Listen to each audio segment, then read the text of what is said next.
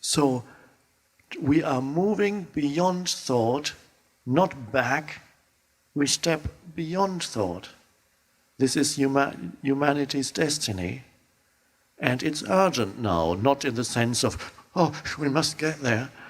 It's urgent in the sense that there is an intensity now to the arising consciousness, because the madness that is the dysfunction of the old consciousness is also accelerating. It gets worse, and at the same time the new is already arising. The two movements, the old still not even having reached yet the end of its madness, and the new arising at the same time. The old is still much more visible in this world, the madness of the old state of consciousness, with its need for conflict and problems, and the violence that arises out of that state, and the immeasurable suffering that humans inflict on each other and on themselves out of that state. That madness is continuing on the planet. You only need to watch the news on TV or read the paper. That's a continuation of what we have seen in the 20th century and before that. And the new is arising, not so much visible on the surface of things yet. Rarely mentioned in the media. Occasionally it is mentioned already here and there. So, this is why we are here. Simply not to make it happen, but to allow it to happen. We are simply opening the door wider so that it can, less and less, we're not offering resistance to that anymore. So, your practice here is continuous, but don't make impossible demands upon yourself. Of course you will get drawn, even here, back into mind streams, yes. You may reincarnate into a reactive mind stream. And then a moment comes when suddenly there's an awakening out of that.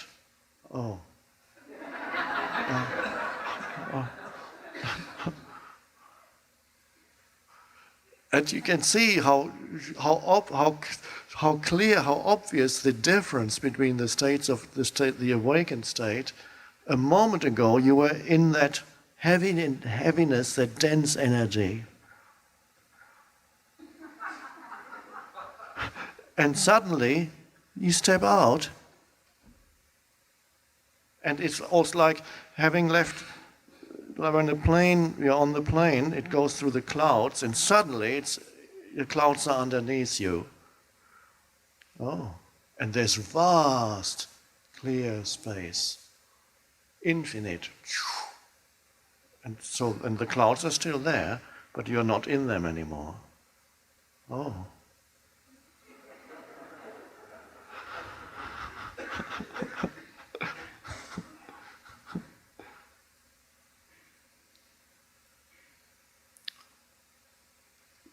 And so as you walk here through the gardens along the river,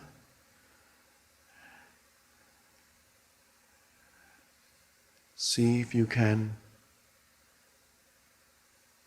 be in that state where the sense perception does not absorb your attention entirely, nor the mental labels that arise to do with those sense perceptions or to do with something totally different.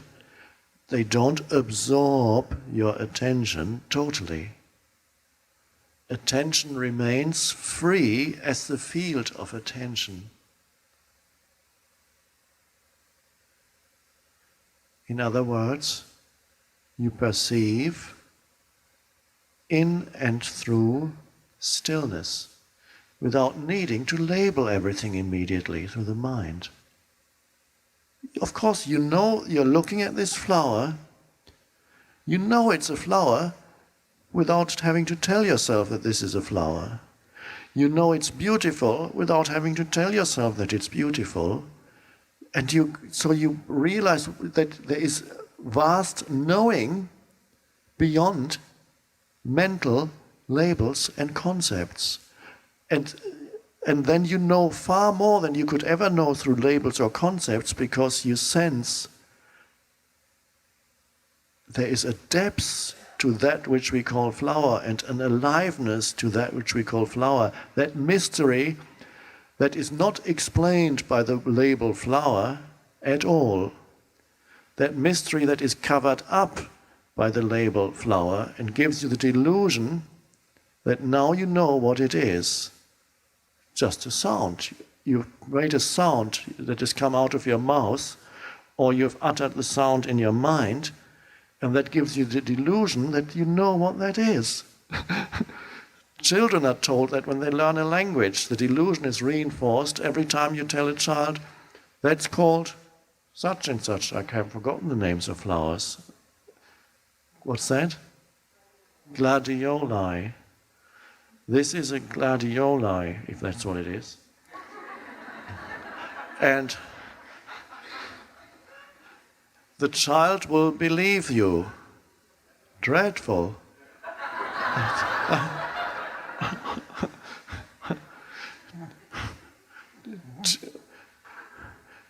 So what can you do do you tell a child, don't call it anything? That doesn't work either.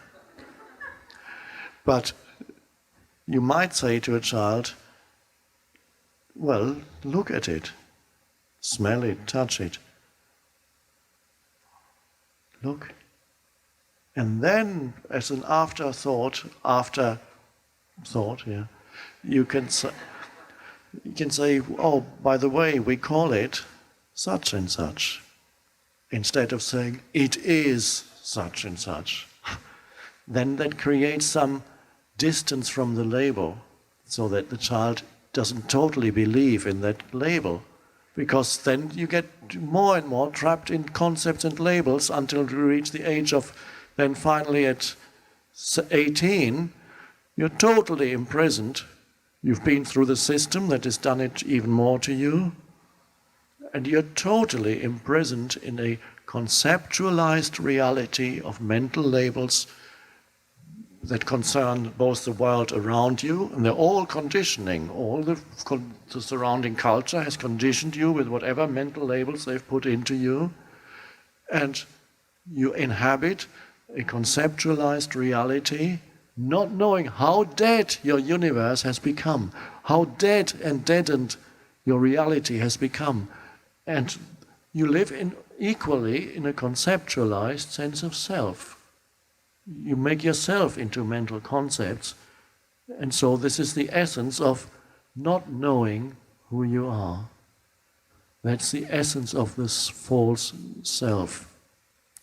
Once you have a false self, nothing is seen as it is, and everything is misinterpreted through that conditioning. Everything is distorted and deadened through that conditioning.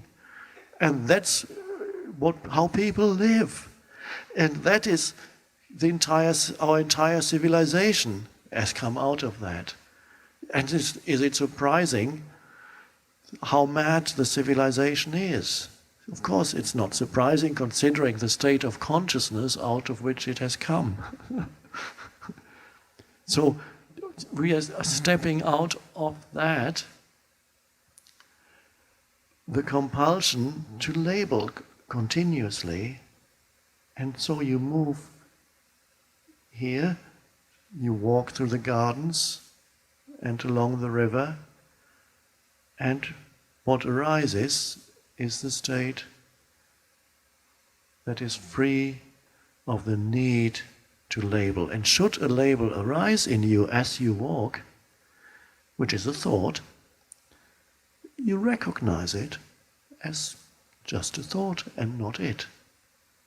And then it arises and passes and you're back in just... And then perhaps another compulsive label comes. Okay. And then somebody comes towards you on the path, walking. And some mental judgment comes in concerning the form of this being.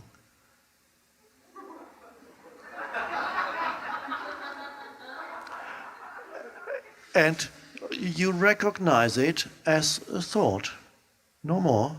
You no longer completely believe in it, you're not completely in it anymore. You allow that to be also. And then, so gaps arise in which there are no labels, in which seemingly you no longer know anything.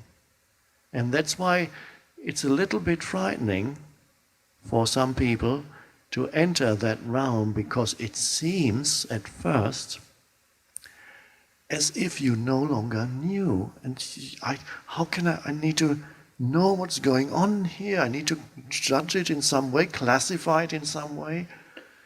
No. And you see how beautiful, powerful, intelligent and deep that state is of not labeling. And great intelligence operates here. But it is not the limited intelligence of the human mind. It's only a small aspect of the vastness of intelligence that ultimately you are.